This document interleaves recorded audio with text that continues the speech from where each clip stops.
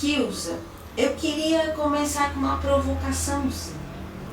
Eu queria ler uma frase do Mário de Andrade, numa carta dele para o Carlos Drummond de Andrade, em 1925, em resposta a uma carta do Drummond. E queria que você comentasse um pouco, para a gente começar a nossa conversa. O dia em que formos inteiramente brasileiros, e só brasileiros, a humanidade estará rica de mais uma raça, rica de uma nova combinação de qualidades humanas. As raças são acordes musicais. Um é elegante, discreto, cético. Outro é lírico, sentimental, místico e desordenado. Outro é áspero, sensual, cheio de lambanças. Outro é tímido, humorista e hipócrita. Quando realizarmos o nosso acorde, então seremos usados na harmonia da civilização. Pode comentar um pouco isso? É bem Mário, né? É bem Mário. Ele é bem difícil de destrinchar, não é? Então, nessa altura falava assim, raça. Depois houve uma revisão, antropologia, etnologia, começaram a rever essa ideia dessa palavra raça, passou a etnia, o que no final é a mesma coisa, né? Então, o Mário é de uma riqueza de criatividade incrível, né? Ele falar nos acordes, e cada acorde com suas características, e boas ou más, ou, né, apreciáveis ou não, e juntas. É bem Mário e, bom, eu acho que quem poderia destrinchar isso é Telê, que é especialista, você que é especialista, né, Tatiana?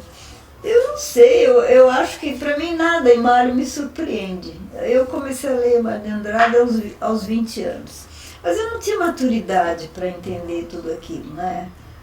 Então, os contos eram mais acessíveis, né? Agora, essa questão da brasilidade sempre foi uma preocupação constante do Mário de Andrade, né? Eu tenho essa impressão, né? Que nas cartas, eu li as cartas dele para Drummond, eu li muitas cartas, não sei se terei, não todas, mas algumas, as últimas que eu li foi da Uneida, a Henriqueta Lisboa, enfim, ele sempre tinha essa preocupação do que é o brasileiro, e em Macunaíma isso está escancarado, né? A procura do ser brasileiro. E na peça que eu musiquei, o Acre Noturno, quer dizer, esse nome nem é de Mário, são os acalantos. Acalanto Descobrimento e Acalanto do Seringueiro, são as duas que eu musiquei juntos. E quem sugeriu esse nome, vamos fazer justiça, foi o barítono que cantou, que estreou essa peça. Ele falou, você não acha bonito esse nome? Eu acho bonito, porque foi noturno isso. Foi à noite que ele fala, né? Como é que ele começa lá? A bancada, a escrivaninha na minha casa, à noite. Então ficou Acre Noturno. Mas no Acre Noturno, ele mostra bem essa preocupação do desconhecimento dos outros brasileiros, que ele chama os brasileiros que nem eu, né? Acho que ele nunca conseguiu resolver da maneira que ele imaginava boa, né? Ou importante, o que é o ser brasileiro. E essa disparidade entre norte, sul, leste, Brasil, centro-oeste, eu acho que, e se a gente puser isso num contexto aí dos anos 20, final dos 20, não sei, essa carta acho que é dos 30. Essa aqui que eu falei é de 1925. 25, Então, não havia tantos estudos, tanta preocupação por parte mesmo da intelectualidade, em definir Brasil, a não ser Sérgio Buarque de Holanda, esses que a gente conhece, Antônio Cândido, já que são os clássicos, né, da literatura, já mesclada com antropologia, com a preocupação de filosofia, né? mas não havia nada muito definido sobre o ser brasileiro. O próprio Mário não conseguiu definir, né? Ele tentou nas cartas. As cartas, eu acho, são as melhores provas. Aliás, está tudo nos cartas, não é? Até ler, vocês são doutoras desse assunto, né? Eu sou uma simples leitora, né? E admiradora de Mário. Eu sou mesmo. Acho que foi assim uma figura que estava mais de 50 anos à frente do seu tempo, né? Kimsa, você acha que você seguiu um caminho que o Mário de Andrade indicou em algum momento? Eu acho que sim. Eu acho não. Sim. Sim, porque foi o primeiro contato. Você quer ver, quando eu estava no conservatório, terminando o curso... Conservatório Dramático. Música. Rossini Tavares de Lima, que depois veio a ser meu padrinho de casamento, ficamos amigos e tal. Ele leu para a classe a poesia, o poema Lenda do Céu. Ele dava aula de folclore? Ele dava, eu acho que ele dava folclore, ele dava, porque tinha história da música acho que era o Caldeira Filho. Estou um pouco esquecida dessas pessoas, né? O Alberto Marino dava música de câmara, né? Eu, então, levei logo um Vila Lobos, o pessoal, eu não descia, porque era mais Mozart e coisas assim mais confortáveis, né? Sim. E, então, o Mário, quando ele leu esse poema para a classe toda, eu fiquei tão fascinada com isso. Foi quando eu comecei a ler Mário. Eu tinha 22 anos, mais ou menos, por aí, né? E aí fui comprando as obras do Mário, pela Martins, né? Todas pela editora Martins. Essa Lenda do Céu, ele descreveu aquele céu de uma maneira, né? Comendo amendoim, não sei o quê, tocando sanfona no céu. Isso é uma coisa assim, eu achei uma descoberta para mim. Eu já fiquei entusiasmada. Mais tarde eu musiquei esse poema, né? Sim. Tive a ousadia de musicar esse poema, porque é difícil, né? Esse não é dos mais difíceis, né? Depois eu fiz pior. Já terminou a meditação sobre o Tietê? Não terminei, acho que não. Acho que eu vou deixar para um mais corajoso. Tem um compositor que me ligou outro dia, o Ronaldo Miranda, e disse que está fazendo uns excertos, alguns trechinhos da meditação, os iniciais. Eu tenho umas 40 páginas musicadas. A página musical do Tietê é nada, né? 40 não é nada. E eu tive também quer dizer, um pouco atrevimento, coral, solos vocais e orquestra. É muita coisa, né? Não, mas isso não é atrevimento. Você tem capacidade. Pois é, e comecei, já tem 10 anos que eu comecei, ou mais. Aí eu pego e, isso está demais, não vai dar. E depois pensei, vou selecionar uns textos, mas também é complicado você selecionar uns textos, uns trechos. Não é? Porque é muito subjetivo também. Você vai escolher o quê? Que é mais fácil de musicar? Né? Agora, aquele poema inteiro realmente é uma obra hercúlea. Eu não acho que não daria conta. É o testamento dele. É o testamento, foi o último trabalho. Poema. E ele reúne tudo ali. Tudo ali. Não, e o pior é que o pior não, melhor, é que é tão atual, né? Gente, sim. Que muito Se falassem atual. Que foi escrito hoje. Então eu pensei, bom, quem sabe algum compositor mais jovem, mais corajoso vai fazer isso. Você é corajosa aqui. Corajosa. Você ser corajosa é atrevimento. Ousadia. Mas eu não terminei, não. Tá tudo na minha cabeça, eu escrevo, tenho vários papéis anotados, o que eu digo, o que eu queria fazer. Mas, eu não sei, a vida atual, eu não estou conseguindo concentração para fazer isso. Sabe, precisaria me fechar num local bem sossegado mesmo. Tenho o local, só que eu não tenho condições. né? Então, ontem eu falei no João Gilberto, o João Gilberto, pelo que eu li, ele se fecha lá e passa o alimento por baixo de uma portinha. Você leu isso? E passa um paninho para ele passar o pano. Não admite ninguém. Então, sabe, isso é impossível. É impossível. Ele não estava criando uma obra dessa envergadura. Então, aqui eu não consigo. Aqui, assim, tem alguém para me ajudar a limpar, começa a falar, você perde toda a concentração, né? Por enquanto, não guardei aquilo que eu tinha feito. Tem até umas páginas escaneadas e tal, das primeiras partes que eu fiz. Eu tenho na cabeça isso, mas eu acho que é muita coisa. Eu acho que eu não tenho mais energia para fazer. Que é isso? Então, mas a meditação merece enfim, um esforço de alguém, né? Sem dúvida. E eu sempre tive medo de musicar qualquer poema, mesmo Carlos Drummond, né? Eu musiquei 3 poemas dele. 3 não, mais de 3, 4. E escrevi uma cartinha para ele, dizendo, olha, me desculpe, mas eu tive vontade de musicar. Mas ele foi tão gentil. Escreveu uma carta, mas que bom, quero ouvir logo, não sei o quê. Depois de 2 anos ele morreu, né? Então, e agora, essas peças já foram estreadas na Europa. Isso era para voz e piano.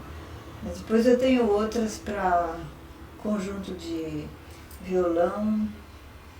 Que mais violão? Não tem piano. Violão, voz, tenor e soprano. Acho que é isso. Eu fiz uma poesia. Usei assim de câmara, né? Mas do Mário eu andei musicando. Então, essas 3 peças agora que eu quase me morri com essa história. Que é como é que é? O Carro da Miséria, no Improviso do Mal da América. O Acre Noturno, que já estava pronto e já foi feito, eu contei para eles ontem. Já foi feito em várias cidades da Europa e aqui no Brasil. E aí ficou um tríptico com o último poema. Também é um dos últimos, acho. Não é uma coisa recente do mais recente dele. Mais recente, eu digo, mais do início. É o Pela Noite de Barulhos Espaçados. Aí, essas 2 últimas peças foram sugestão do cantor. Falou, faz aquele tá tão bonito, faz mais 2 e a gente canta o tríptico. Então foram apresentados na biblioteca.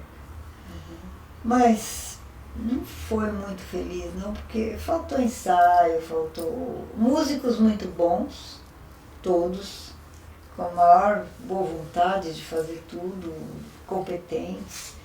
Mas são peças que demandam mais ensaios, né? Olha, eu tenho muita sorte com os intérpretes. Só posso dizer que não são muito caros os intérpretes, né? Os que eu tive contato, né? Não são todos, mas pianistas, trabalhos que foram objeto de teses. Teve um lá nos Estados Unidos, eu nem sabia.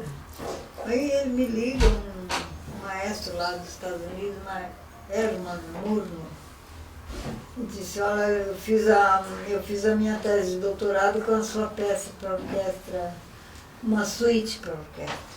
Eu disse, mas eu nem nunca mandei essa peça para lá. É que os americanos, eles são super organizados. Eles têm tudo, eles têm minhas partituras. Como é que tem? Se eu nunca mandei, né? Vão atrás. As bibliotecas têm. Indiana University, tem tudo, né? E então, os intérpretes, houve outras teses, objeto de doutorado, aqui na USP, na Unicamp, com a Nancy, Nancy Bueno. Então, dos intérpretes, a minha relação com os intérpretes é excelente. E claro que eles estimulam, né? Na medida que eles procuram. E pedem, né? Ah, faz uma peça para mim, faça uma peça para violino, para piano, pedem. Mas nem sempre eu atendo, não. Às vezes não dá. Na medida da sua possibilidade. Às vezes não calha, né? De eu ter o sossego suficiente para... Mas assim, te pedem informações de câmara inusitadas que você não tinha pensado ou nunca aconteceu? Não.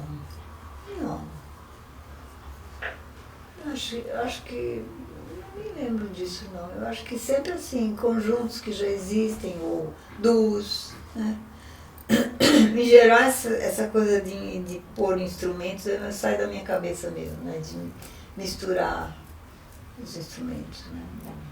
Não me lembro de ter sido solicitado. Hespérides? Sim, mas... Hespérides. O Hespérides, então, Hespérides como é que começou? Começou com essa peça Orelunha mandou. Aí o Zé Antônio foi lá me visitar e tal, ele ouviu uma gravação com a Silvia Tessuto, que eu tinha feito a Missa Caiçara. E no mesmo dia da Missa Caiçara, o Samuel Kerr regeu a missa e essa peça, que é para um conjunto de câmara. Então, às vezes surgem pedidos, né? Me lembro do Paulo Afonso Moura Ferreira, você sabe quem é? Foi um pianista, já morreu há tempos. Pianista, mais ou menos da minha geração. Ele trabalhava no Ministério de Relações Exteriores do Brasil com a Alemanha. Acho que estudou na Alemanha também. Mas estava em Brasília nos últimos anos. Ele me pediu uma vez uma peça que era para inaugurar alguma coisa em Brasília, lá, oficial do governo, para piano e fagote. Eu fiz. E foi o... não sei, foi o Sagar. Não, Noël Devaux, que é flautista. Sagar é flautista. Roland Lacour? Não, Noël Devaux, também é francês, mas ele está no Brasil há muito tempo. Aí essa peça eu me lembro que eu fiz porque ele pediu. Mas assim, encomenda para... Sim, às vezes tem pedidos, mas nem estou me lembrando no momento, né? Mas de formações diferentes. Bom, o Hespérides eu fiz essas peças que eu fiz agora, porque eu achei muito legal muito interessante a ideia de música das Américas, né? Então eu comecei a fazer esses mosaicos sul-americanos, já faz tempo que eu comecei a fazer. Comecei e parei, né? E parei. Depois eles fizeram esse CD que incluíram essa peça minha. Depois eu estava com outras coisas na frente para trabalhar, e como não havia um pedido, digamos, enunciado, esse pedido, faz isso para nós, então eu fui deixando. Fui deixando. Aí retomei isso faz 1 ano e meio, mais ou menos. Retomei as peças com os textos do Neruda, sobre um chefe indígena, que é a primeira peça, o Lautaro. São 3 linhas só do Neruda, mas eu fiz uma peça grande com essas 3 linhas. É o nascimento de um chefe indígena que lutou contra os espanhóis, naturalmente defendendo aqueles impérios incas, que isso foi no Chile. E aí depois ele vence algumas batalhas e o Neruda o considerou como um herói da cultura, da civilização inca, né? Neruda o considerou o Lautaro, porque no final ele acaba sendo derrotado numa das batalhas, ele venceu algumas, na última ele morreu. E jovem, essa foi a primeira. Depois foi sobre a Ilha de Páscoa. Os totens, né, misteriosos, né? Aquela ilha realmente é um mistério, né? Quer dizer, sempre a ideia do explorador espanhol em confronto com as civilizações incaicas ou astecas, ou aqui seria mais Os donos asteca, da terra. os donos da terra. E isso também vale para o Brasil. Então, quando eu faço alguma coisa assim, eu tenho sempre uma segunda intenção. Não é a música pela música. Não consigo mais fazer isso, né? Então, a missa caiçara, a intenção, chamar a atenção para a destruição do meio ambiente no litoral, a deterioração da vida desses povos pescadores. Então é sempre com a ideia, né, de chamar a atenção. A peça Guarani também. Os Guarani também foram enfrentados durante 5 séculos, né? Mas estão aí, né? Estão aí. E, quer dizer, sempre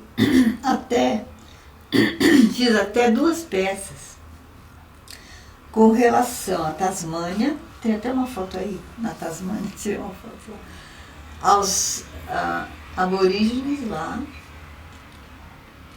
a Tasmânia, sul da Austrália, né? E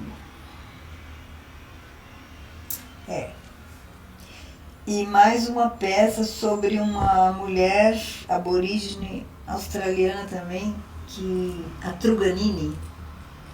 Eu fiz só que o texto é em inglês, que eu usei um poema de uma adolescente, descendente de aborígenes, que ganhou um prêmio lá na Austrália. A menina ganhou um prêmio com o poema dela. Então eu musiquei esse poema que fala sobre a terra sagrada dos aborígenes, que os ingleses chegaram e falaram, que lindo isso aqui, né? Flinders Range, que é o Flinders é o que descobri entre aspas, né? Aquilo já era terra sagrada, né? Então a menina fala nisso, que virou campo de mineração, é aquele destino que a gente já conhece, que aqui é a mesma coisa, né?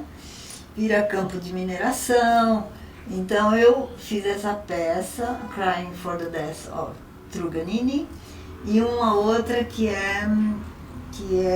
essa aí essa não tem texto, e a outra que tem texto, que é dessa menina que ganhou o prêmio, uma adolescente, uns 14, 15 anos, que é Dreamtime, poema sobre o Dreamtime.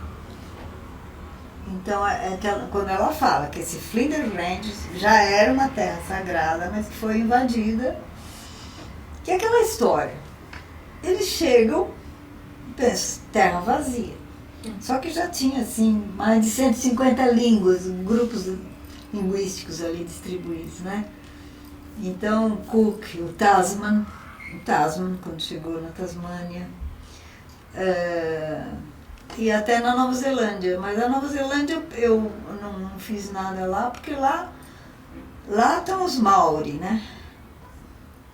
E os Maori já têm uma defesa, é uma civilização muito, muito sofisticada. Agora, na Austrália e Tasmânia, que é o sulzinho da Itália, a maçãzinha lá que eles chamam, naquela parte aquela ilha, então essa mulher, que eu falei, a Truganini, eu fiz uma peça em homenagem a ela, porque ela nos últimos anos, ela morreu bem idosa, mas nos últimos anos ela temia ser objeto de estudo, porque ficaram poucos, eles exterminaram bastante gente lá, né? Quer dizer, na Austrália foi um extermínio, no continente não deu para fazer, porque é muito grande, né? A Austrália é enorme. Mas na Tasmânia, eles acharam que tinham exterminado todos, só que ficaram alguns. Esses alguns que ficaram, deixaram descendentes, que depois ficaram mestiçados com os brancos, ingleses. E essa mulher tinha muito medo ela era muito inteligente, tinha medo de virar estudo quando morresse, que o corpo dela fosse, e foi exatamente o que aconteceu, né? Então ela ficou até meio assim, nos últimos tempos ela andava na praia com medo. E ela só foi enterrada definitivamente nos anos 70. Isso do século XIX, Até o... foi Sim. migrando de estudos de cientistas, né, de medicina, coisa. Então eu falei, essa mulher até que merece, porque ela era muito inteligente, merece alguém falar alguma coisa sobre ela, né? Então eu fiz uma peça, essa não tem texto. Então, você vê, não é só de Brasil nem de América. A minha preocupação é com esse processo de colonização que agora a Europa está recebendo troco, não está? Está recebendo troco.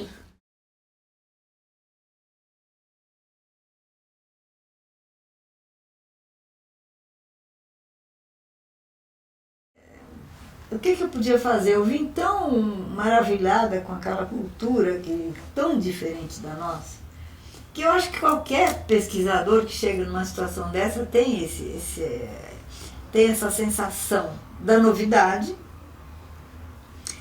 e fica maravilhado. Ou então não, né? Sei que tem gente que não fica.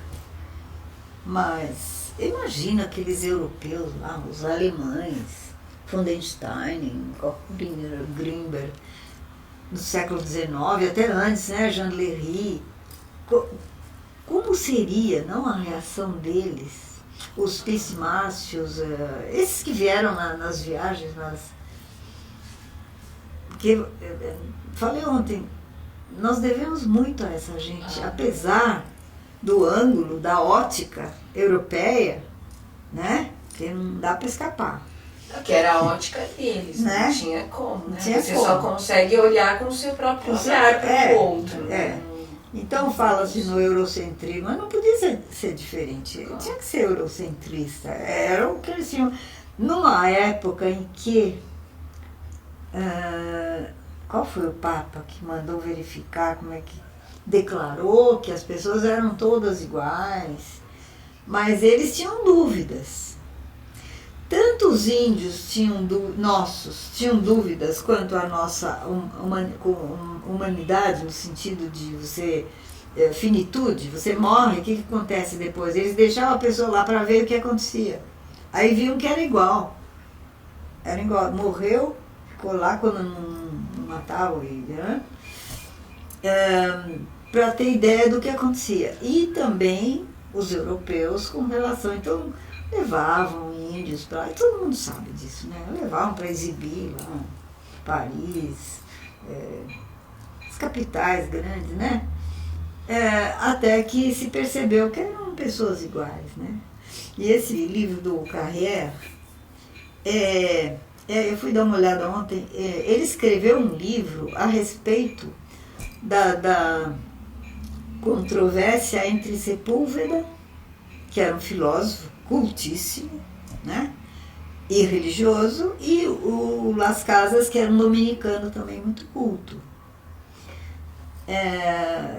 Mas então as teorias se chocavam no sentido em que Sepúlveda dizia, mas esses índios não entendem nada, eles não vão saber fazer isso, não vão entender aquilo, eles não vão entender nada, eles não vão conseguir fazer um desenho, eles não, né? E o Las Casas dizia, não, eles têm o mesmo talento, mesmas possibilidades de inteligência e tal. Então, essa controvérsia, só que o Sepúlveda era um homem muito culto também, os dois eram, mas o Sepúlveda tinha aquela retórica da filosofia. Então, não houve esse debate realmente como o Carrière propõe no livro dele. Ele conta que ele imaginou um debate público. Esse debate não foi público, foi assim, de um ataca aqui, outro ataca dali, um fala, o outro rebate. Essa cena pública não houve, foi tese de um teatro, né? De uma peça de teatro. Mas o debate existia nesse sentido, que eles debatiam as ideias e se contrariavam, e um contradizia o outro, contrariava e colocava seus argumentos. Destruía os argumentos de um de outro, ambos muito cultos, só que o Carrière tinha lá aquele preparo de filósofo que os dominicanos também eram muito cultos, né? Acho que ainda são, ainda é uma das ordens jesuíta também, né? São homens muito preparados, né? Uma cultura assim bastante sólida. Então, aquela ideia, né, de que o índio se é igual, se não é igual, um debate assim. Essa mulher da Tasmânia, o que eles não imaginaram é que aqueles poucos que sobraram produziram uma imensa geração de mestiços que defendem e têm políticas de defesa dos aborígenes, né? Essa mulher da Tasmânia? Essa é a Truganini. Parece um nome italiano, né? Mas não é. Então, essa mulher, e tem outros, mas essa foi uma pessoa assim, que ficou marcada como um baluarte da defesa da etnia, de uma das etnias, porque são muitas. Né? A gente fala o aborígene, é como o índio brasileiro, tem mais de 100 línguas e não sei quantas estão vigentes, e tantos grupos. Né? Tem os troncos linguísticos e tem os dialetos de cada tronco, os subgrupos, sei lá, eu não sou linguista, não vou nem dar palpite, né? Mas tem, né? Sim. Então a gente generaliza aborígene, ou então índio. Como se tudo coubesse uma coisa assim. O próprio brasileiro, né? Não dá para generalizar, né? Porque é o povo mais mestiçado, acho que não existe, não? Nós somos eu sou um exemplo, eu contei aqui, ó. Eu tenho uma mistureba, né, como o pessoal diz, de etnias. Então, o que é ser brasileiro? Agora, o Mário perseguia muito essa ideia, né, de definir. Não, acho que não do ponto de vista racial. Ele usava a palavra raça, a Telê deve explicar isso muito bem. Ele usava a palavra raça porque era a palavra usada da sociologia italiana, das escolas de antropologia inglesas do século XIX. Falava-se muito em raça, né? Hoje ninguém fala em raça. Falar em raça é uma coisa, né? Você fala etnia. Não vejo muita diferença, né? É mais chique, né? Falar etnia. Mas, e ele... Agora, acho que não era tanto no sentido de raça mesmo, quando a gente quer dizer raça preta, raça branca, raça vermelha, raça amarela, mas acho que um pouco mais na formação, na maneira de sentir as coisas. E quando ele diz, eu não sei nada, nesses poemas ele diz, eu não sei nada do gaúcho, eu não sei nada do seringueiro. E ele é brasileiro que nem eu, mas eu não sei nada dele. Acho que é muito nesse sentido que o Mário pensava. Não, acho que não era no sentido da cor da pele, né? Ele mesmo, sendo de uma família que... Ele teve algumas mestiçagens, ele foi uma família ilustre, né, Mário? Mas todos nós temos, eu não tenho por acaso, mas quase todo brasileiro tem sempre ou é índio, ou é mameluco, lá para trás, né? Eu não consegui descobrir a sua brasileiríssima na maneira de ver o Brasil, mas eu não consegui porque não deu mesmo. Era tudo italiano, ou era suíço, ou era árabe.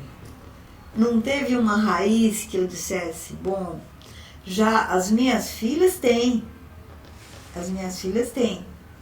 Porque o meu marido é neto de baiano, de um médico baiano, que era português, mas tinha, e a minha sogra tinha caboclo e provavelmente tinha negros ou índios na família dela, lá para trás. Portanto, as minhas filhas, sim, mas eu não consegui. Isso que eu queria, eu não consegui, né? Porque tudo Europa ou Síria. Mas o brasileiro né?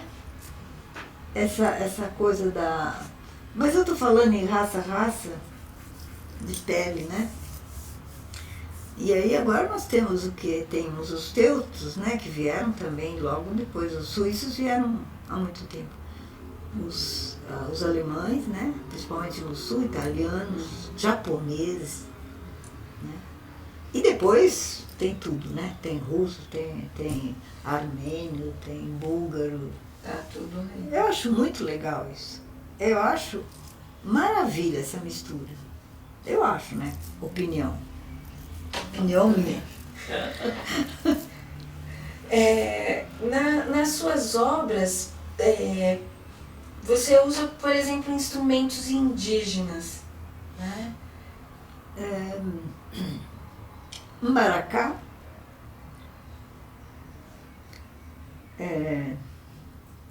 Que mais? Não muito. Não muito. Não, deixa eu ver. O crepor tem maracás. Que na verdade chamam de maraca e que pode ser até... O maracá é da América. É da América, não é só Brasil, né? É um princípio de chocalho, né? Cistros eu uso, tem o tchê. O tchê é um tipo de um cordão que é tecido pelas mulheres, de algodão, e que amarram cabacinhas, não tenho nenhuma aqui, pequenininhas cabacinhas. Então nesse chocalho, é um cistro, isso é universal, né? Não é só do Brasil. Deixa eu ver, o que mais que eu uso? Não, na missa caiçara eu usei rabeca, mas como não tinha rabequeiro, foi uma moça da orquestra sinfônica que tocou violino. Usei procedimentos do violino caiçara, usei a caixa, que também era da orquestra sinfônica, mas a caixa para evocar a caixa usada na música sagrada dos caiçaras. Não só caiçaras, os caipiras também usam. Eu falo caipira porque é do interior. Sim. Né? Acho que muito instrumento indígena. Não me lembro se usei, acho que não. Mas quando você usa um instrumento assim, você pensa na sua música como uma mestiçagem também? Agora você fez uma pergunta. Não é bem no sentido de mestiçagem, é no sentido de evocar uma cultura. Então, se eu peço 2 maracás, e a maneira como eles tocam, isso sim. Porque o maracá tem qualquer orquestra aí, qualquer banda tem chocalho, né? Chocalho, né? Agora, a maneira como eu uso, sim. Essa é uma citação da cultura guarani, que é o ré. Isso a gente não faz aqui na cultura ocidental. Então é nesse sentido, não é bem da mestiçagem, mas é de propositalmente evocar a cultura guarani. Alguns procedimentos vocais também, no sentido de evocar as rezas. Agora, não usei melodias, por exemplo. Vamos dizer, o Oreru, que já está gravado aí. O Zé Antônio, né? Que já está gravado. Eu não usei melodia guarani. Não usei outro instrumento guarani. Porque tem piano. Guarani não tem piano na aldeia. Flauta transversal, não tem. Eles têm flauta membê, mas não é na hora da reza. Portanto, piano e percussão, né? Maracás e acho que flauta nessa peça só. Nessa outra peça, que é do Timbira, eu dei uma prioridade às vozes graves. Tanto nos instrumentos, que eu usei contrabaixo. Então, é uma intenção de evocar o que os Timbira, o que eu observei lá, né? Não sei, eu não li muitos artigos sobre música timbira, não tem muita coisa. Evocar a valorização dos sons graves. As mulheres têm, muitas mulheres com a voz bem grave. Não sei se é coincidência ou se é uma valorização do grave. Então eu usei contrabaixo, fagote, contrabaixo, fagote são as vozes mais graves. Depois tem piano, mezzo, que é uma voz mais para baixo, ou barítono, e os tímpanos e percussão. Baracada eu usei 2, pedi 2, um de som mais grave e um de som mais, está indicado na partitura. Quer dizer, a intenção é valorizar os sons mais graves. E o nome, como eu contei para vocês ontem, Raumkrepor, esse poi no final é um I, é um J, que pode ser um I. A minha língua não dá para falar a língua deles. Então, a Raumkrepor quer dizer coro das mulheres cantoras. E eu notei lá, durante o que eu ouvia, que as vozes são preferencialmente mais graves. Eu não sei se é coincidência, se é uma coisa da etnia, se é um treinamento para cantar mais grave, sabe? Isso eu não percebi. Não conseguiu. Não, eu não fiquei tempo suficiente para isso, nem era a intenção. Eu tinha um ritual, que leva alguns dias, né? De final de luto, é o Prakahuk, né? Então eu assisti esse ritual. Isso não é pesquisa, isso não pode se levar a sério como pesquisa. Fui lá uma vez, agora depois no convívio com eles, então vamos dizer, começou em 95 e terminou em 2006. A última vez que eu estive lá com eles foi em 2006. Tenho a impressão que o MEC cortou a verba para a continuidade desses cursos. Eu não estou bem certa, mas houve um corte e os cursos foram interrompidos. Cursos de música? Não, os cursos de modo geral era de primeiro, fundamental não, porque eles têm aulas nas aldeias. Eu estou falando já dos Timbira, das 6 etnias Timbira. Eles têm aulas nas aldeias com professores Timbira já alfabetizados que não escrevem corretamente ainda. Que, aliás, como eu falei, nem todo brasileiro escreve corretamente, né? Então, mas eles são muito atentos, eles aprendem com facilidade. Então, tem curso da língua deles, bilíngue. Da língua deles, sempre se solicita um professor indígena de 25 anos, 30 anos, que tem alguma experiência na aldeia, e ele faz a coisa da tradução com o auxílio dos professores aqui da USP, da educação e de letras e de antropologia. O pessoal todo bem treinado, quase todos têm doutorado, têm mestrado, né? Então eu faço isso em português, junto com a língua deles, aprendem a grafar, porque eles são ágrafos, mas aí eles aprendem a escrever a nossa língua e a deles. E para escrever as palavras na língua deles, tem a assessoria deles mesmos, que a gente solicita. Eu não, porque eu não sou dessa área de letras, mas os professores solicitam, e dos linguistas que são iniciados nessa. Tem uma professora da Unicamp, a Flávia, não vou lembrar o sobrenome. A Flávia fez Unicamp e ela é especializada em língua G, que é o grupo linguístico do Timbira, dos Timbira em geral. não só dos Timbira, mas... Então a gente faz essa assessoria.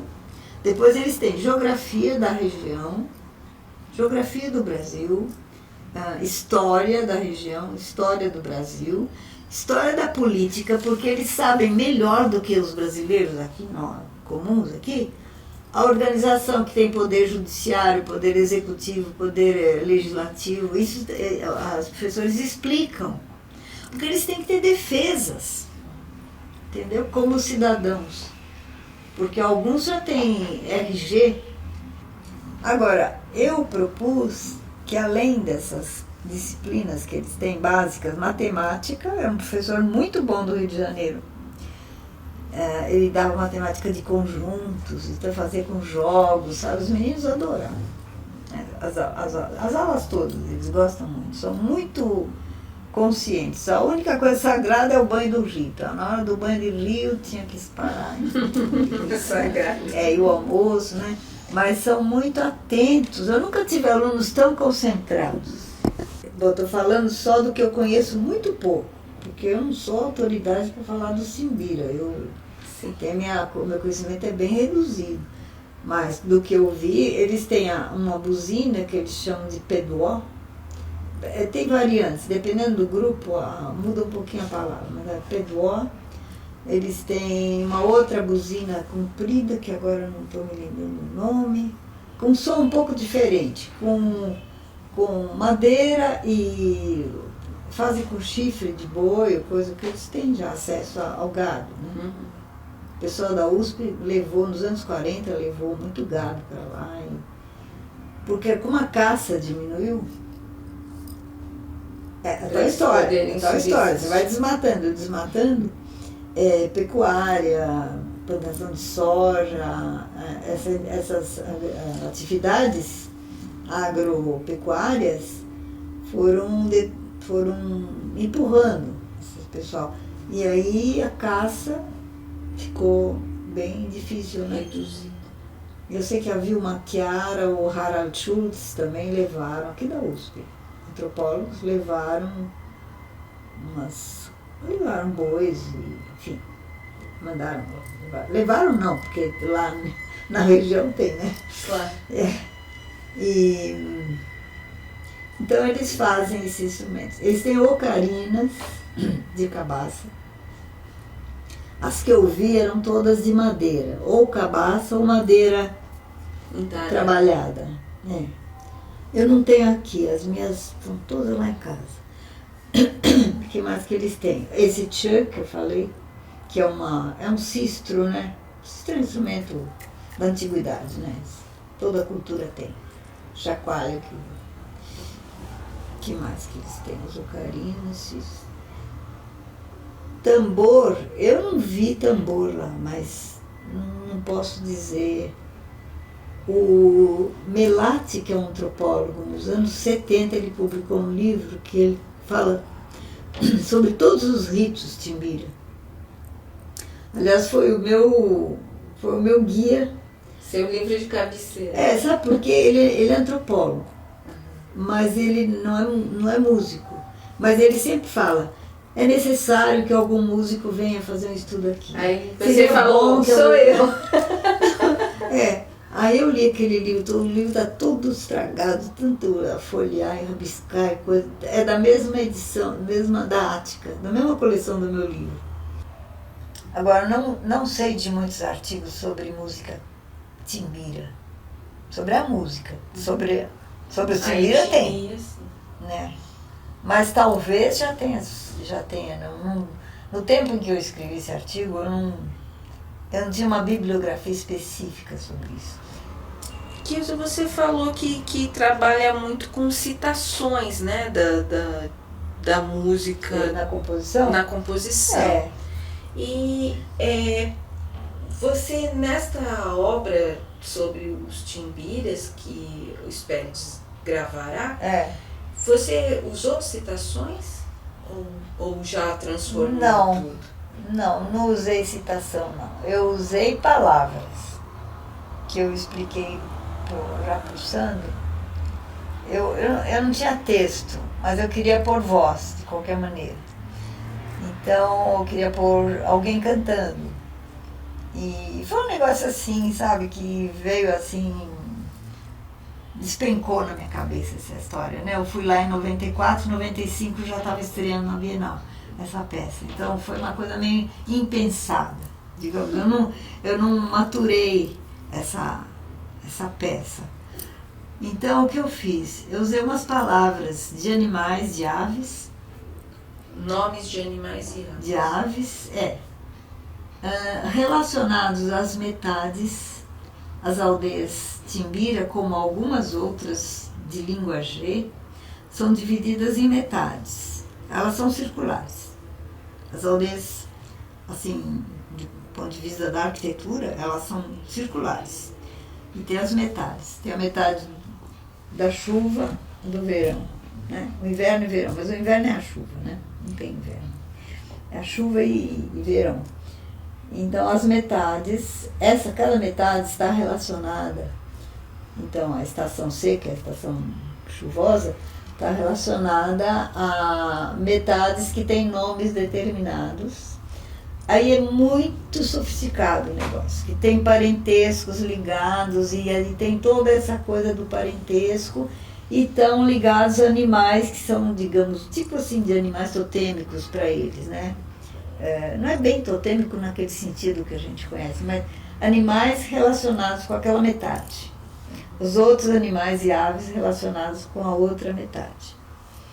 E quando eles têm competições como as corridas de tora, eles correm com as toras, né? É um esporte e jogo, né? Eu acho que é a mais importante que eles têm lá. E isso seria bom conversar com os antropólogos especializados nisso. Eu não posso ficar falando muito, não, porque eu não conheço tanto. Mas quando eles fazem essas competições, eu estava falando ontem, não é como o nosso futebol, sabe, que dá briga, dá morte. Não, ganhou. A metade que ganhou, então vamos fazer uma festa, todo mundo canta.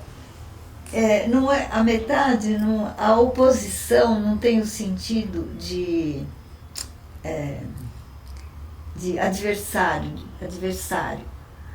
Como eu diria? São complementares. São complementares. Então não tem esse sentido de, nós vamos vencer porque nós somos melhor que o...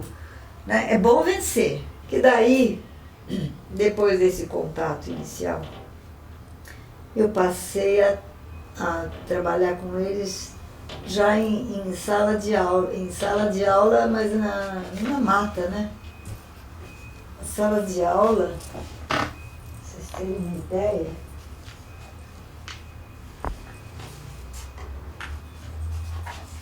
é na mata. Mas é uma construção mesmo. Não, aí não é na aldeia, isso já é no nosso centro, lá do CTI. Já lá. Ó, uma mata de todos os lados, só uma parede e um telhado. Né? Aqui é mato, mato, porque dali já vai para o rio e... Aqui você está escrevendo num quadro branco, falando voz e os outros instrumentos, somando com uma voz sempre. Aqui eu estou mostrando como é que é o teclado, como são os instrumentos do teclado, porque eles querem saber tudo. E eles têm direito de saber. Claro. Não é? Quer dizer, eu não iria dar isso para eles, porque eu acho que não interessa, eles cantam o dia inteiro, não precisava disso. Mas eles querem saber, eles têm direito, né? Eu ponho na lousa que eles pediam. A gente quer saber como é, tá bom, então pô. Aí então vamos lá, na hora que tem a pausa, espera. Então, espera. Uau! Quer dizer, não é importante para eles isso, eu acho que não é importante, mas não, eles querem. Eles queriam aprender como é o seu aqui já é outra vez. Aqui já também é lá no CTI, no centro de referência. E onde ficava essa escola em relação à geografia dessa imagem aqui? Tá pra cá. Tá pra cá. Olha, aqui eles foram cantar. Aqui, essa menina tá na faculdade. Olha. Tá fazendo. E ela tá história. toda paramentada, Ela pintada. Emplumada, tá emplumada. Pra um rito? São ritos. São ritos. E você também está com uma Bom, pintura. eu tive que pintar também, né? Porque você também participou do rito? Não, eu estava assistindo, né? Eu não... Para você participar de um rito, você tem que estar bem entrosado, né? Eu não me acho em condições de participar, né? Uma coisa que eu não... Que é um outro cantador que infelizmente já morreu, eu gostava muito dele, Moisés. Esse é Canela. Canela. Canela Arancocamecrá.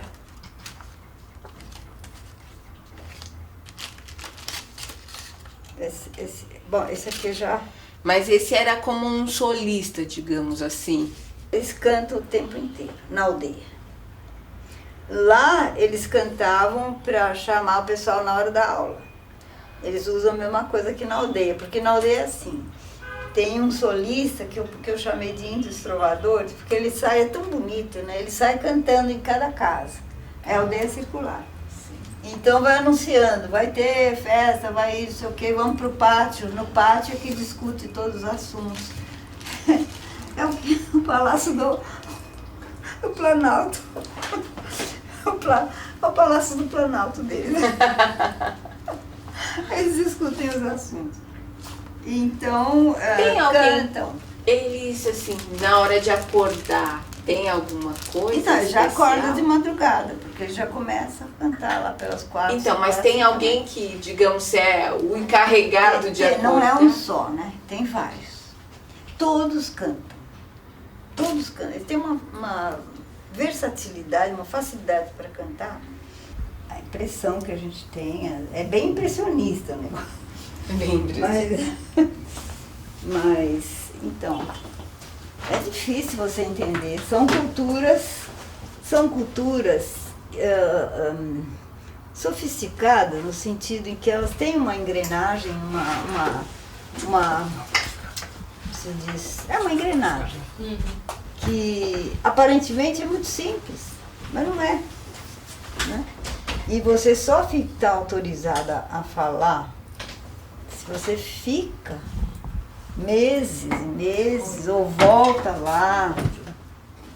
Mas nesse batismo que as tribos fazem, é dado um nome para a Você pessoa? recebe um nome. Eu recebi um nome do Guarani. Qual é? É Parajua. Parajuia. É água dourada. Pará é água, né? Ju é amarelo dourado.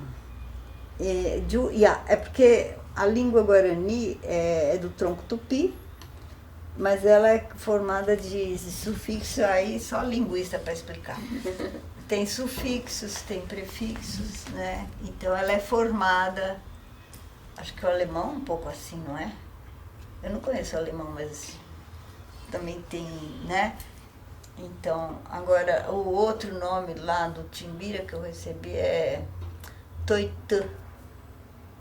E qual seria Toitã é uma a tradução? Planta. A tradução é uma planta. Perguntei pro meu padrinho lá que me batizou, falei, o que é o meu nome? É uma plantinha que vai fazendo raminhos assim. Mas seus dois nomes indígenas são muito interessantes da percepção que eles tiveram de você, né? Talvez, né? Porque é essa plantinha que Essa vai... plantinha essa metida, né? Vai entrando e vai se metendo, né? E vai progredindo. Vai progredindo, Então, interessante. E eu já sempre com ideia de conhecer mais as coisas. Acho que Mário de Andrade também me influenciou muito. Na questão de pesquisa. Na questão de perceber as coisas, né? De querer perceber. Às vezes você não percebe, mas você quer perceber, né? Mas o nosso, digamos, o que ficou da cultura indígena, ou mameluca sim, né? Mas indígena, eu acho que por desconhecimento do povo mesmo brasileiro, Quando eu falo que eu ia trabalhar com os índios, eu penso, você não tem medo? Sabe, você não tem medo de ir lá? Né? Os próprios caiçaras, ai, não vai lá, quer dizer, não vai. Como não vou lá? São amigos. Não fica aqui com a gente. Um pouco de ciúme também, misturado, eu percebi. Um pouquinho de, sabe, querer só... Que você era só deles. Um pouco ali, né? Mas não há grande conhecimento no geral, estou falando, né? Não estou falando em especialistas. O povo brasileiro, em geral... Então, essa cultura indígena, que poderia ser muito rica também para nós, não nos atingiu tanto como a africana. Uhum. O que tem fama no Brasil? É a música africana, né? E nos Estados Unidos eu acho que foi mais ou menos isso também. Porque o que ficou lá foi mais a africana, não é? Que influenciou os compositores, toda a gente falou em Gershwin, enfim, o espiritual e tudo, o africano carregou tudo, né? Levou. E o indígena, mesmo o indígena americano, tem umas coisas muito bonitas. Eu ganhei do Seeger, o Tony Seeger, ganhei um CD de música indígena, tão bonito, tão bonito. E eu levava para os nossos timbiros ouvirem, né? Põe índio americano, põe índio americano. Mas aí ficou para nós mais o quê? Ficou mais o português, né? Que está mais acessível, ficou mais tempo aqui, né? O português já se estabeleceu. Enfim, o que eu tenho de memória de tempo de criança é de ver as Folias de Reis, né? Acho que vocês todos já viram. Folias do Divino, Cururu, Cateretê, essas coisas que a gente tem mais. Isso você via onde, Kilza? Na cidade de São Paulo? São Paulo não. Não, São Paulo quando tinha os festivais. Chamavam, porque ia, sabe, era um tempo de Renato Almeida, era um pessoal muito qualificado. Da Comissão Nacional de Folclore do Rio de Janeiro, que depois ficou Instituto, depois veio a Comissão Brasileira de Defesa do Folclore Brasileiros, né? Tinha uma sigla. Renato Almeida, Edson Carneiro, aquele médico de Alagoas, Theo Brandão, Câmara Cascudo, sabe? Eram pessoas E aqui em São Paulo tinha o Rossini, tinha o Hélio Damante, tinha uns gaúchos, tinha uns de Espírito Santo, tinha gente muito boa. Alguns antropólogos, outros de formação em letras, era um pessoal muito qualificado. Então faziam simpósios e congressos. O Mário não teve a iniciativa nos anos 30 de fazer o Congresso de Língua Nacional Cantada? Olha, você imagina... Em 1937. 37, nos anos 30, O que ele fez, esse congresso?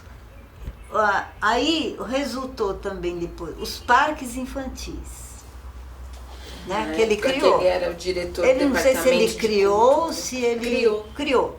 Então, Martin Braunwieser me chamou, eu ainda era solteiro nesse tempo, ele me chamou para dar um curso para os professores sobre as danças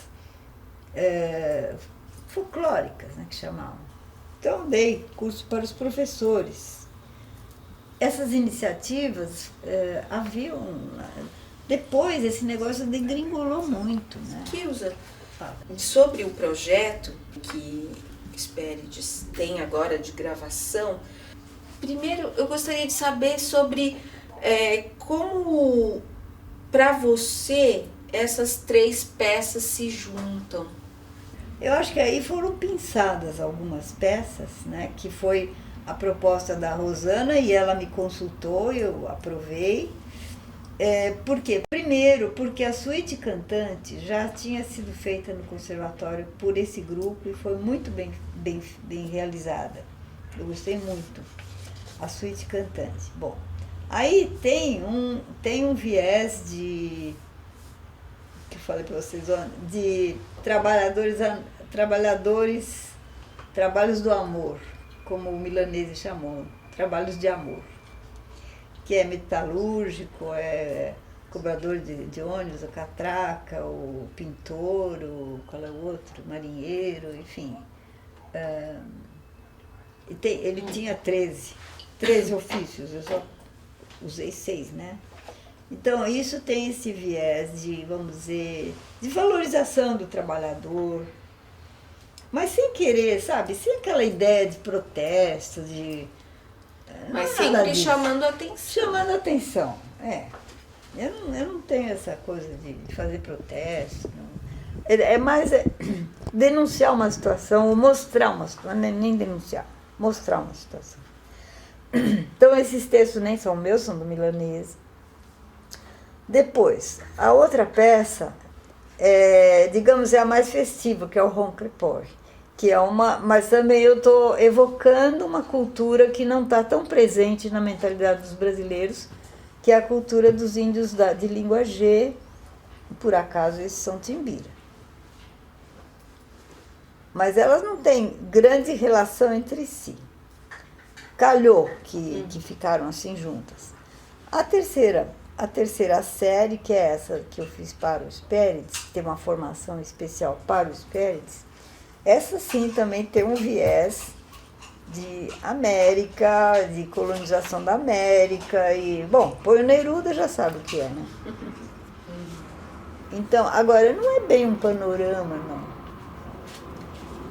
Porque acho que um panorama teria que pegar uma época, né? Acho que uma época, foram escolhidas assim, também com relação à hora, né? O tempo de duração que cabia num CD, a conveniência das formações vocais instrumentais, né? Porque não adiantava pôr uma peça de orquestra, não é? Ou piano solo também, que não vai com a ideia de conjunto, não vai com a ideia de conjunto, né? É música coletiva. Então, calhou que essas 3 ela propôs e eu achei bom. Agora, não tem um elo na escolha dessas peças. Não. Mas são, me parece, peças diversas que mostram facetas da sua personalidade como compositora, ou não? Sim, isso sim. Sim, mostram facetas. Mas sem a ideia de panorama, porque o panorama para mim tem que ser uma coisa mais ampla. Mais ampla. Ou então obedecer uma ordem diacrônica, assim, ó, temporal, né? Começa aqui, vai até lá, e daqui para lá, né? Não é bem nesse sentido. Foram escolhidas assim. Agora, da ideia sim. Eu tinha mandado até a peça com texto em inglês, que era para tenor. Mas a Rosana selecionou essa porque é índio brasileiro, língua de índio brasileiro, acho que ela achou, eu achei bom. Né? Mas, facetas sim. E épocas, deixa eu ver. A do Milanese é de 98.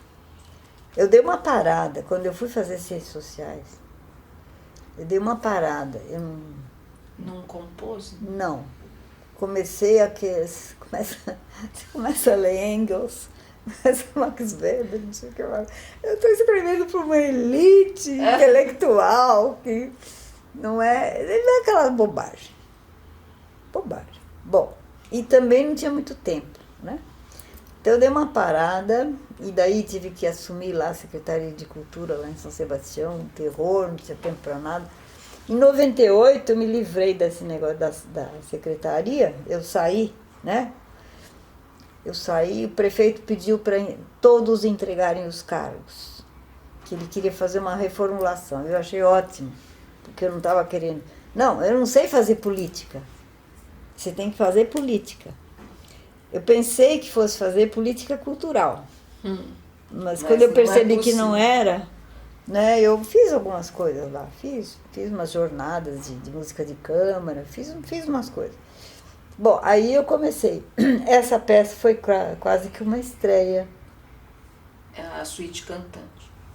É, uma reestreia, retorno. Retorno da sua produção Então de ela é de compositor. 90, ela é de 90, lá eu saí em 97, eu fiz em 98. Acho que ela é de 98, é. Depois 99, em 2000 eu fiz a peça em inglês e daí fui fazendo algumas coisas. A Missa Caiçara eu já tinha feito bem antes. Mas sobre enfim, as palavras Timbira. Timbira? Foi em 94. De 94, né? Eu fiz em 94 e em 95 ela estreou na Bienal. É. E o dos mosaicos sul-americanos? Então, eu comecei há tempos. Eu acho que eu comecei nos anos 2000. Porque nesse meio tempo também eu fiz toda essa parte aí para a Alemanha, né? As peças do Drummond. Fiz uma série de canções com texto em inglês. Em inglês não, em alemão. Uma dificuldade, né? Porque eu não falo alemão, não conheço alemão. A pronúncia. Mas o cantor me ajudou, porque ele mora na Alemanha e fala muito bem. Então eu fiz 7 canções de uma poeta que é viva ainda, muito bonitas.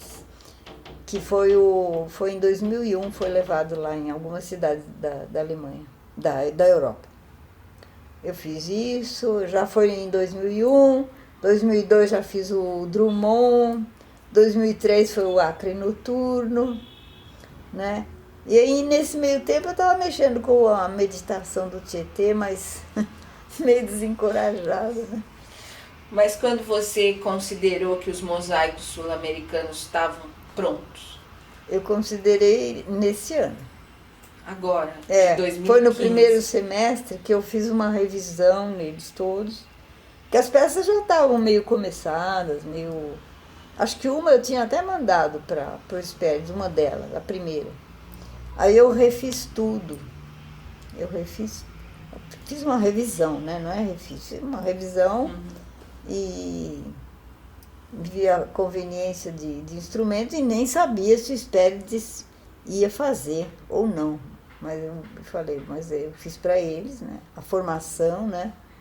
Mandei. Então essas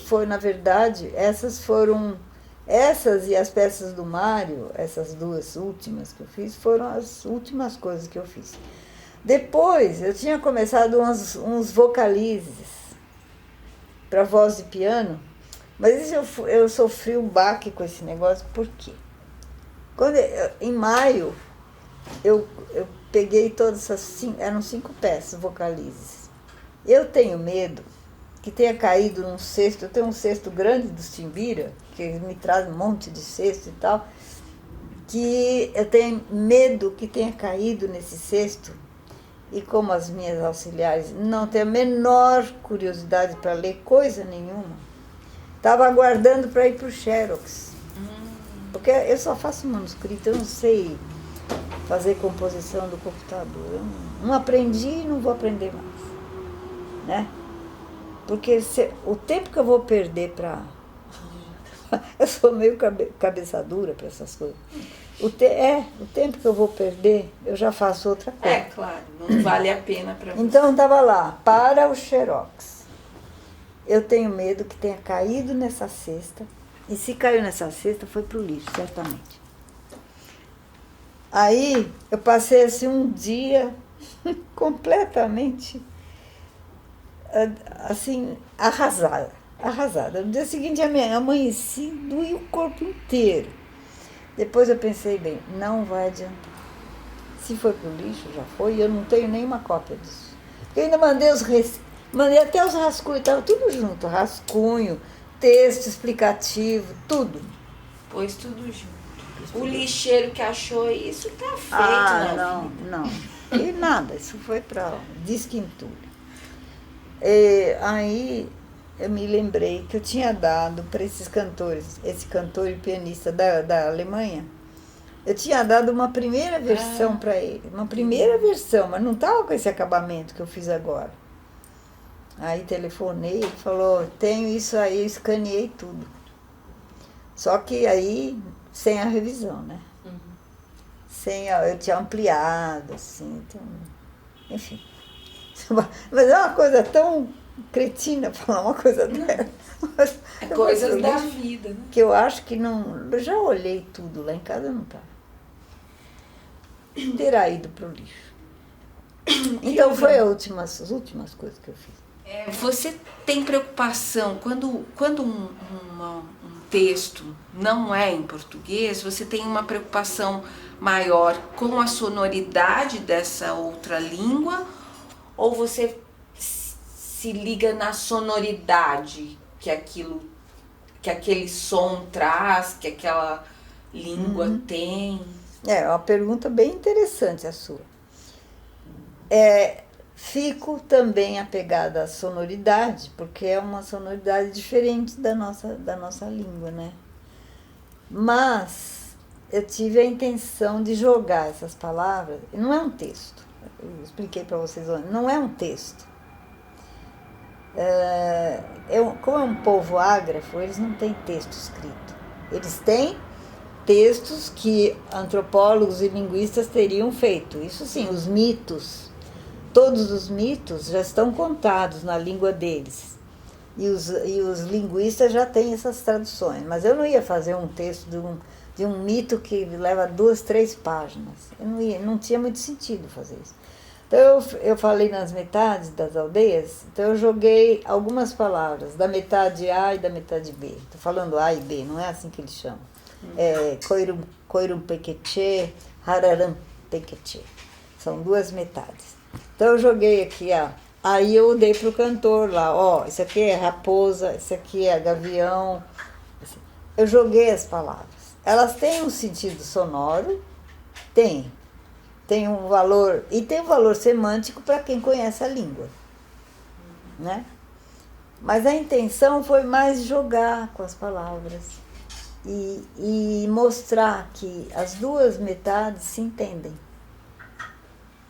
Mas como as torcidas falando essas palavras das 2 metades? Não, Você não pensou não. nisso? Joguei os animais das metades. Uma é leste, outra é oeste. Uma é chuva, outra é sol. Inverno e verão, mas não tem inverno lá, é chuva e sol. E leste e oeste. Isso sim, leste e oeste da aldeia, porque a aldeia é circular. E os Guarani também tem muita coisa do leste, eles caminham para o leste sempre. Caminham para o leste à procura de uma terra Maranhão e o Imaranhão, que é a terra que não tem males. Né? Isso todos os antropólogos já conhecem essa história, o casal Clastre já escreveu sobre isso, Helene Clastre e Pierre Clastre escreveram sobre as palavras proféticas. Para os Guarani, agora eu mudei para o Guarani, mas só porque é um parêntese. Para os Guarani, a palavra tem muito valor. As belas palavras, eles falam. Nhencatu, a verdadeira palavra, né? Então, a palavra em si tem um valor extraordinário. Não é o universo Timbira, é outra coisa. Mas falando agora só no Guarani. No Guarani, mas não no sentido de evocar.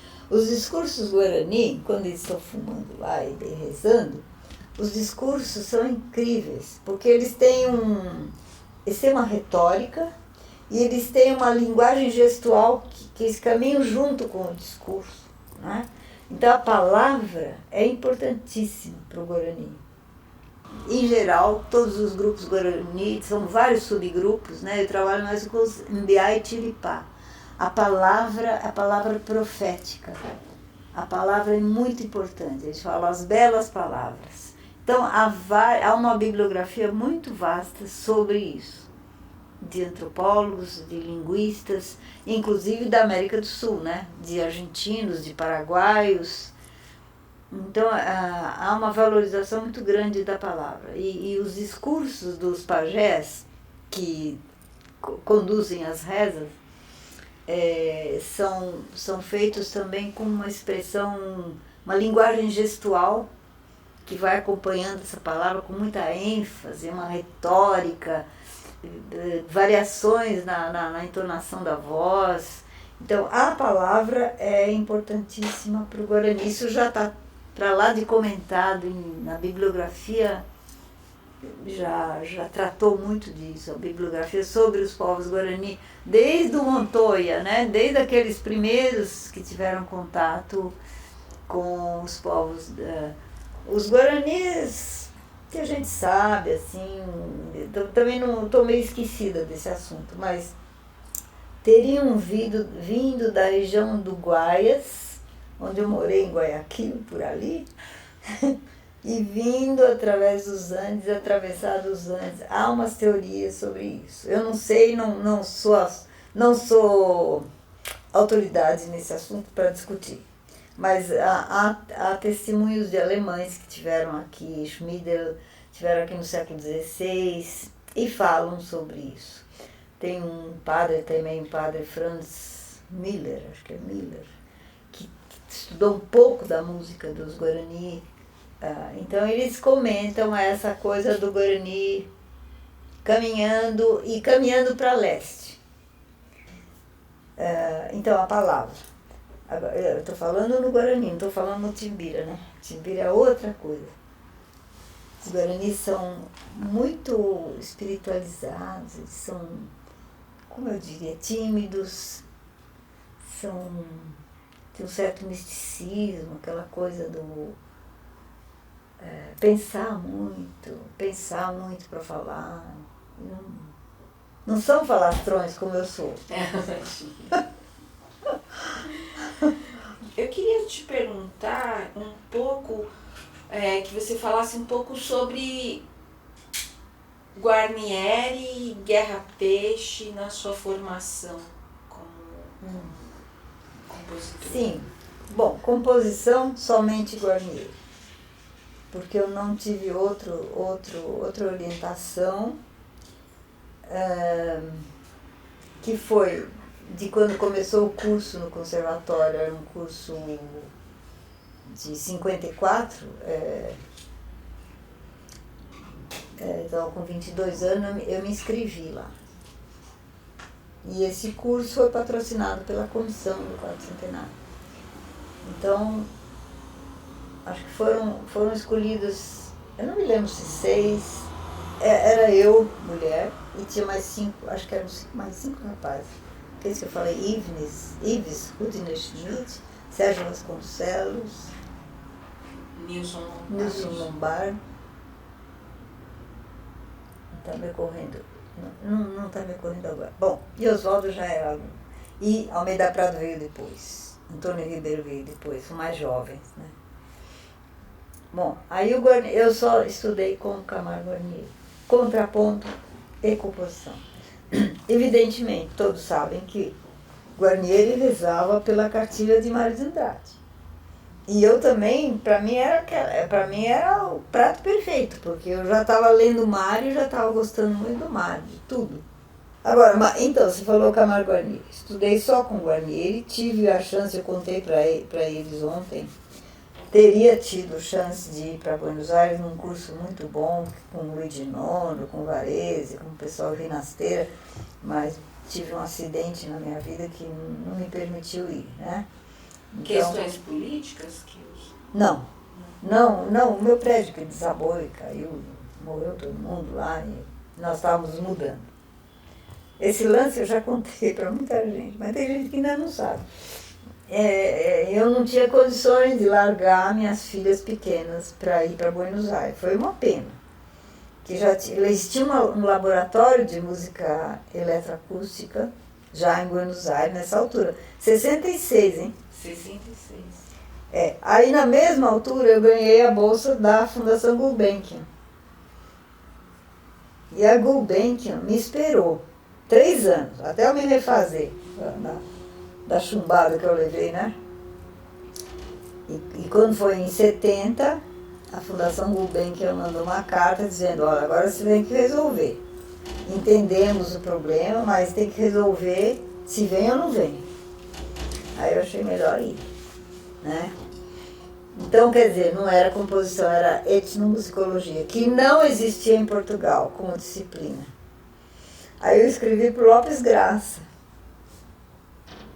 Pedi ao Lopes Graça, você poderia me indicar um curso? Tal? Ele disse, não sou etnomusicólogo e não existe esse curso em Lisboa.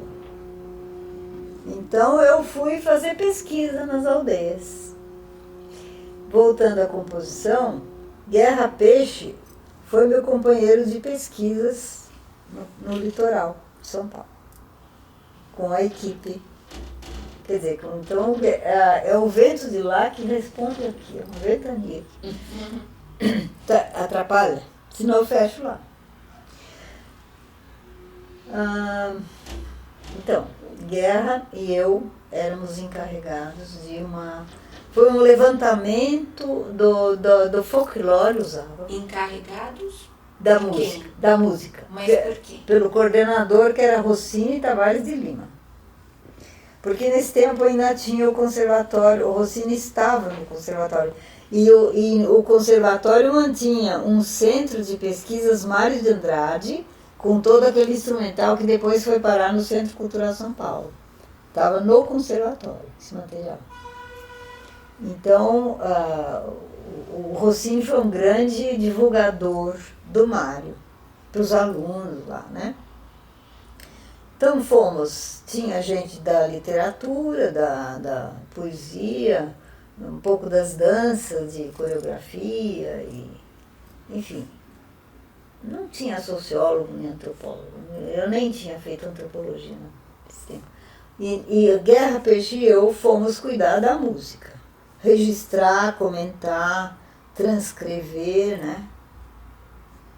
E esse material, como eu falei, vocês devem estar lá no Rio. Acho que pela Funarte dá para saber isso. Eu tenho alguma coisa. Depois eu voltei no litoral, mas aí eu fui sozinha cuidar da música por encomenda do Renato Almeida. Aí eu fui fazer uma pesquisa na Baixada Santista, também litoral. Já o povo caiçara já tinha sido empurrado, mais empurrado ainda, porque Santos, a Baixada Santista, Bertioga e tudo já estava sendo... Especulação imobiliária. Já estava sendo prejudicada com isso. Mas ainda conseguimos levantar o material. Aí eu fui para a ilha Monte de Trigo, que era uma ilha difícil de chegar, né? Ela não dá para ver muito do continente, porque ela fica bem longe. É uma ilha assim, não tem praia. Assim, para desembarcar ali é um problema. Você vai no tranco, né? Porque não tem como. A canoa vai... Como é que chama aqueles? Eles colocam uns troncos assim na pedra, e aí a canoa vem e para ali, meio que encalha, né? Aí você vai subindo, sempre subindo. Então, essa foi a última... Bom, depois disso... Isso é perto... Pelo MEC. Então, mas é perto de onde Essa ilha, ela fica na altura de Juquí de São Sebastião. Né? Juquí, Barra do Una, sabe? Sabe, litoral sul de São Sebastião. Dali, só num dia muito claro que você consegue ver a ilha. É bem longínqua. E aí fomos lá, mas eu falei, o Conservatório de Santos também entrou com subsídio. Era do maestro Tabarinha, aquele maestro italiano. E o Renato Almeida. E daí ficou meio uma encrenca, que o conservatório queria publicar a pesquisa e ela está ali, ó, não foi publicada. E o MEC queria publicar e no final ninguém publicou. E ficou, mas eu tenho todos os dados, né, todo o material que foi recolhido. Isso eu não sei se está na Funarte. Aquela outra, sim, a de 59 e 60. Essa já foi em 67. 67, O Camargo Guarnieri sempre parece, né, pelo que a gente ouve dizer, que ele dizia que a inspiração existe, mas ela precisa encontrar você trabalhando para poder te pegar. A inspiração. Então, essa coisa da inspiração é engraçado, assim, porque eu andei vasculhando pela bibliografia qual é o conceito de música e de não música para os povos. E tem muitos artigos sobre isso, né? Que eu assino muita revista, né? Assinava muita revista estrangeira. Então, música, não música. E sem inspiração, não é inspiração. Por exemplo, os Guarani, o rezador que vai cantar, ele sonha com as músicas passadas durante o sonho por algum antepassado. Algum parente que morreu já. E esse negócio do sonho é comum em várias culturas, né? O Tony Seeger, Tony Seeger é bem conhecido aqui no Brasil, ele também trabalhou com Suyai, ele fala isso. Ou você aprendeu com as abelhas, ou você aprendeu com as flores, assim, tem essa coisa que nós chamamos de inspiração. Principalmente no romantismo, né? O cara sentar lá. Vem a inspiração. Hoje não dá tempo, né? Ficar sentado, toca telefone, é o celular, é não sei o quê. Mas, então, o Guarnieri, claro, sem trabalho você não faz. Por mais inspiração. Eu tenho um monte de ideias, aí eu dou uma anotadinha, mas já vou fazer outra coisa, não dá. Tem inspiração. Eu acho que inspiração existe, sim. Para qualquer coisa, né? Para o arquiteto, para o artista plástico, para o poeta, para o literato, né? Inspiração.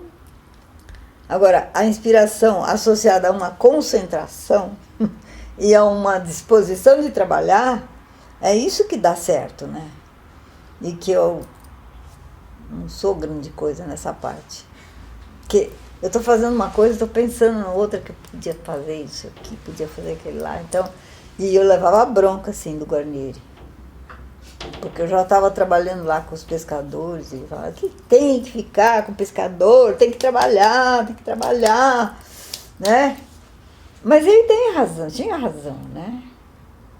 Tinha razão. Se você não se dedica, você não faz. Porque a inspiração sozinha pode ser um talento, mas não é? Ou no improviso até dá, né? Você improvisar. Mas para fazer um trabalho consciente, você tem que ter trabalho. Tem que ter horas de trabalho, né? E tem que ter, tem que ter técnica da composição, né? Também. Agora, com a música popular é engraçado, porque os caras têm uma inspiração, assobiam lá, vem 2 ou 3 maestros arranjadores, fazem um arranjo maravilhoso, é ou não é? E aí sai mesmo uma coisa muito bonita. Mas nem sempre o autor foi o que escreveu aquilo. Muitos nem sabiam escrever, né? A gente precisa trabalhar, assim. E o Guerra, falar no Guerra. Guerra Peixe foi isso, foi companheiro de pesquisa. De pesquisa, ele foi companheiro de pesquisa numa equipe. Então, mas qual foi o período que vocês trabalharam? Foi 59 e 60. Foram 2 anos. Não continuados, assim, mas a gente pegava mais os períodos de festa, né? Aí a gente pegou partes, por exemplo, das marimbas. Marimbas do estado de São Paulo, que ninguém nem sabia que tinha marimba aqui, né? Quando eu contei para o africanista, que já estudou a África inteira, ele ficou embasbacado. Como? Tem marimba? Que tem, né? Aí escrevi um artigo para ele e tal. Bom, agora o Guerra, depois num período muito curto, eu tive umas aulas de orquestração com o Guerra, mas foi muito pouco. Quando eu casei, eu me casei e fui morar no Rio. Aí eu fiquei 6 anos no Rio, até cair o prédio, né? Quer dizer, até mudar para cá. Que eu mudei um pouco antes, né? Olha o que o Brasil ia perder. Meu Deus do céu, não posso brincar com isso. Foi tanta morte lá. Tanta morte. Então, aí eu estudei um pouco com o Guerra. Mas era assim, exercício, sabe? Pegava... Mas você nesse período ou hoje, você se considerou aluna dele ou... Não era. Não fez era. um curso? Não era nem um curso. Eu ia lá no sábado, o Luiz me deixava lá, ele morava em Copacabana, lá atrás, perto daquele túnel. Eu fiquei... Tinha umas aulas de orquestração, que ele era bom na orquestração, né? Ele é um ótimo compositor, né? E tem essa visão, morou muito em Recife, né? Tem uma visão de Brasil Nordeste também, né? E ele era bom. Ficou um pouco esquecido o Guerra. Depois ele foi redescoberto, depois de muito tempo, não é? Foi revalorizado, né? Mas ainda tem muita coisa do Guerra Peixe que a gente desconhece, né? É que ficam fazendo sempre as mesmas peças, né? Eu não sei como é que ficou, acho que ficou com sobrinha dele, né? Uma sobrinha, né? Eu conheci pouco, porque o Guerra morou em São Paulo, quer dizer, quando nós trabalhamos aqui, ele morava aqui com a esposa dele, morava aqui em São Paulo. Depois calhou que eu mudei para o Rio, ele também mudou para o Rio, e acho que, não sei se ele foi dar aula, foi tocar lá na orquestra, ele era violino, né? Violino ou viola, não sei. Mas foram poucas aulas, não foi assim uma coisa... E nessa época, então, que você teve, então, como professor Camargo Guarnieri, depois algumas aulas de orquestração com Guerra Peixe. Você teve algum contato com o Villa-Lobos? Não. Você vê alguma conexão entre a sua música e a música de Villa-Lobos? Olha, eu nunca pensei nisso. Talvez com uma coisa, sei lá, telúrica, uma coisa que você não percebe que venha. Não sei. Nunca pensei nessa hipótese. Bom, nem poderia, né? Porque Villa-Lobos Villa-Lobos é um gênio, né? Agora, a influência, sim, porque eu era pianista e eu tocava algumas peças do Villa-Lobos. Então eu tocava e adorava tocar aquilo. Então aquilo, claro, você dá uma introspecção daquilo que você mergulha. Provavelmente isso fica. Agora, como composição, nunca pensei nem de me igualar, Deus me livre, né? Nunca me ocorreu isso. Agora, com o Camargo, sim, porque o Camargo, eu gostava muito da música do Guarnieri e eu ouvi muito, né? Tinha muito concerto aqui, não tinha tanta gravação, mas tinha muitos concertos, né? E eu fui, quando abriu esse concurso, eu falei, é agora que eu tenho que estudar com o Guarnieri, porque eu já admirava a música dele, né? E tinha tudo a ver com a minha maneira de pensar Brasil, né? Que também já era Mário, né? Então eu disse, a chance agora. E como eu fui aprovada, então pronto, comecei a estudar. Então acho que tem mais a ver com essa coisa paulista do Guarnieri, sabe? Que o Villa-Lobos é Brasil, né? É Brasil. O Guarnieri eu sinto muito São Paulo na música do Guarnieri. O São Paulo do interior. Aquela dança negra. Aquela dança negra é um samba-lenço, aquilo, é um samba rural. Quer dizer, eu não sei se ele sabe que é, se ele sabia que é, nunca perguntei. Mas aquilo estava, pois ele passou a juventude dele toda em Tietê, o lugar do samba, do batuque, do jongo. Provavelmente ouviu tudo isso, né? Então não é assim Brasil no sentido mais amplo. Claro que ele terá conhecimento do Brasil, teria, através inclusive de Villa-Lobos, né, de Mignone. Mas eu sinto uma paulistanidade na música do Guarnieri que combina comigo, né? Agora a gente vai mudando, né, Tatiana? A gente vai mudando, a gente vai ficando mais velha, vai tendo outras vivências. Depois que eu fui para a Austrália, mudou muito a minha maneira de pensar as coisas, né? Mesmo essa temporada aqui nos países andinos também, você vai enriquecendo, ao mesmo tempo vai dispersando aquelas ideias iniciais, né? Vão sendo um pouco diluídas, né? Aí você começa a pensar o mundo mais amplo, começa a pensar um mundo mais amplo. Então aí entra essa coisa de nacionalismo também, ai meu Deus, esse assunto dá pano para manga, não dá? Porque aquela história, deu aquela carta aberta, né, que até nós comentamos ontem. O Guarnieri, tem uma gravação do Guarnieri, eu tenho 2 ou 3 gravações, acho, dele, que me foram dadas pelo pessoal da TV Cultura. E na última, porque na última gravação, ele fala que não tinha necessidade dele ter publicado aquela carta. E a mim, ele disse que aquela carta, o texto, na verdade, foi do Rossini Camargo Guarnieri. O Rossini era um ativista comunista, né? O Rossini Camargo Guarnieri era bem da esquerda, né? Era poeta também, casado com a... Como é que ela era? Museóloga. Eu tenho até um manuscrito dela aí.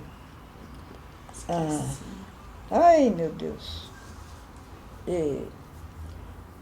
Sabe quem é? Museóloga.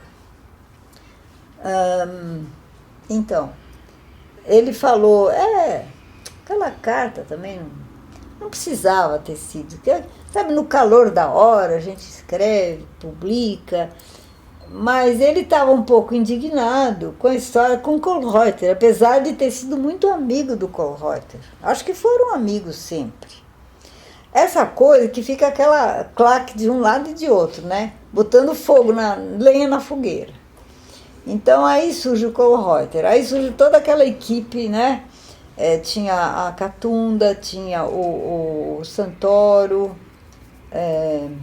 mais tarde o Ville, né? Mas quem mais que era o Tony, todos depois voltaram a fazer música mais macia, digamos, mais no sentido mais, pensando mais em Brasil. Mas foi bom, a vinda do Kohlreuter foi ótima, porque deu uma revolução aí nas cabeças, né? E não precisava ter gerado essa polêmica desagradável, porque no final a polêmica é boa. Mas quando começa a ter resultados de provocar inimizade, coisa é meio chato, né?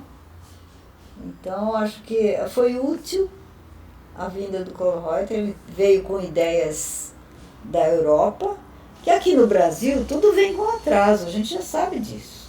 Aqui você põe 30 anos depois que a Europa já fez tudo, a gente começa a fazer achando que descobriu a América, né? É isso, não é?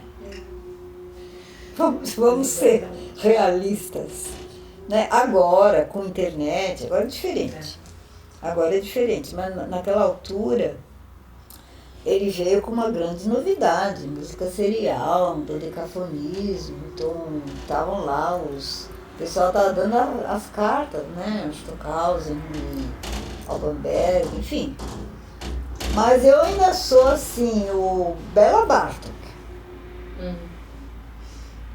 Tem uma jornalista aqui que fez está aí até guardado no jornal. Ela fez quando eu lancei esse livro, eu não, CTI lançou esse livro, esse disco, quer dizer, esse dos Timbira. Essa minha amiga, ela é jornalista, e ela é doutora em Cecília Meirelles, uma pessoa de letras. Ela fez uma reportagem e disse que lá na Alemanha eles me chamavam de Bela Bartok de saia. Você imagina só, quem sou eu, Bela Bartok, né? Então, eu acho que assim, esse radicalismo Bom, agora tem eletroacústica e tem muitas vertentes, né? A música moderna, contemporânea. Mas começou com o dodecafonismo, né? Música serial e tudo. Eu acho que tudo isso é muito bom a gente conhecer e saber. Eu nunca fiz. Não sei se é comigo, se é engano.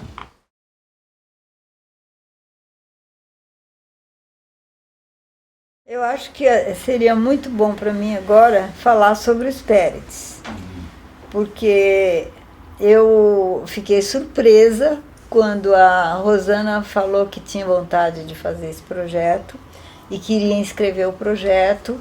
Eu fiquei muito lisonjeada, porque eu não tenho nenhum CD meu, não tenho nada. Eu tenho algumas coisas gravadas em CDs coletivos, né? Que me chamam e posso usar essa música, mas CD meu não tinha. E nem tinha mais expectativa com relação a isso, porque você precisa ter ou um projeto, como eles fizeram, ou muito, muito dinheiro para financiar. Né? Nenhum caso era o meu. Então, eu queria frisar essa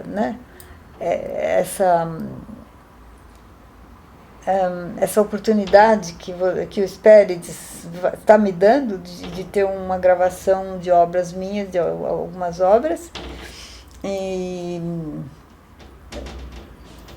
expressar também meu reconhecimento pela qualidade desse grupo que eu já conheço, já ouvi pessoalmente, já vi gravações, já conheço as propostas do Espérides são muito interessantes, né?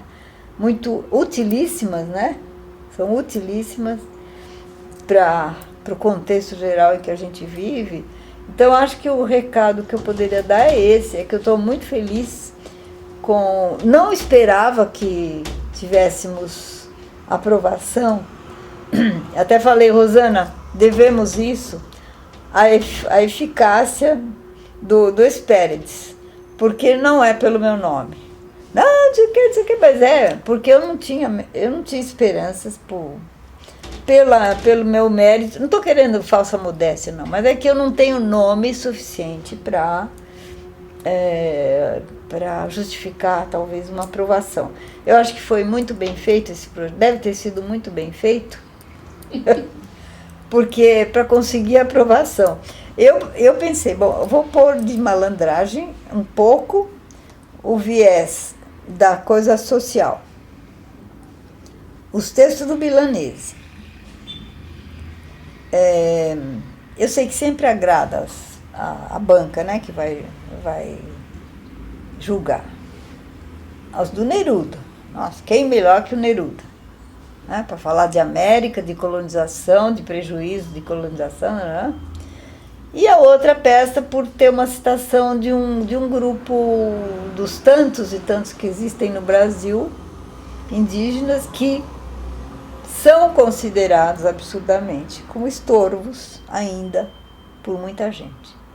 Então, acho que tinha essas três, que foi uma coisa assim que deu certo por isso também, eu acho, né? Mas muito mais pela qualidade do projeto que foi, porque eu não teria, olha, confesso, não teria saúde nem competência atualmente para propor um projeto desse.